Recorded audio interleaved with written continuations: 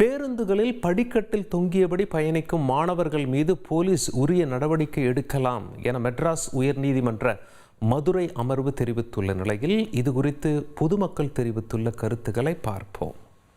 கண்டிப்பாக ஆக்ஷன்ஸ் எடுத்து தான் ஆகணும். ஏன்னா ஃபுட்போர்டில் ஏறி அவங்களுக்கும் ப்ராப்ளம், பின்னால் வண்டி வருது, வண்டி அவங்களுக்கும் ப்ராப்ளம்.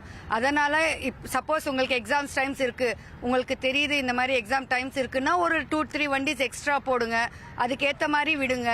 அவங்க வந்து வண்டியில் அந்த மாதிரி ஃபுட்போர்டில் ஏற மாட்டாங்க. அதுவும் இல்லாமல் அதுக்கேற்ற மாதிரி ஏறுறாங்கன்னா பஸ்ஸில் கண்டக்டர் ஒன்று, டிரைவர் ஒன்று இருக்குன்னா ஒன்னொருத்தர் ஒரு எக்ஸ்ட்ரா வைங்க.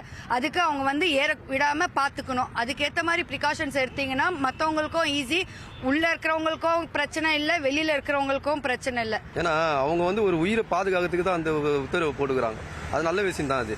அது என்ன ஒன்று பெற்றோருங்க அது சொல்லிக் கொடுக்கணும், விழிப்புணர்வு கொஞ்சம் நடத்துக்கணும், நத்தி காமிக்கணும், அவங்களுக்கு கொஞ்சம் சொல்லிக் கொடுக்கணும். வீட்டில் டிக்கெட்டு போகிறவரே உள்ளே பாங்கடான்னு கூட போக மாட்டேன்றாங்க, அப்படியே தொங்கிக்கிட்டு வராங்க.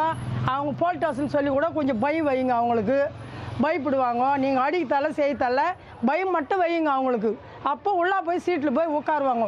நீங்கள் பஸ் வசதியை ஏற்படுத்தி கொடுங்க. ஸோ போக்குவரத்து கரெக்டாக வந்துச்சுனாலே நம்ம பசங்க ஃபுட்போர்டு அடிக்க மாட்டாங்க. அதே மாதிரி பள்ளி நம்ம நேரம் பார்த்தீங்கன்னா காலையிலையும் மாலையிலையும் மறக்காமல் நம்மளுடைய காவல்துறைக்கு ஒரு 10-15 நிமிஷம் செலவிட்டாலே போதும், பசங்க ஃபுட்போர்டு அடிக்காமல் உள்ளே இருந்தே போவாங்க.